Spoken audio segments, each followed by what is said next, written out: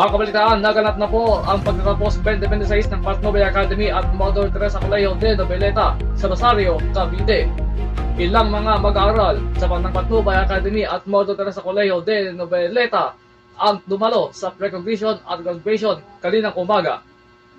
Nauna nang nagmarcha ang ilang mga mag-aaral mula sa elementarya, una hanggang ika-6 na baitang.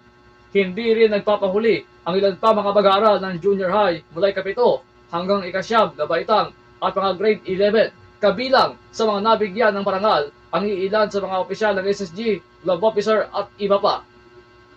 Ang inulikod po ay nakatanggap din po ng service award kanina at medalya kanina umaga bago matapos po ang recognition.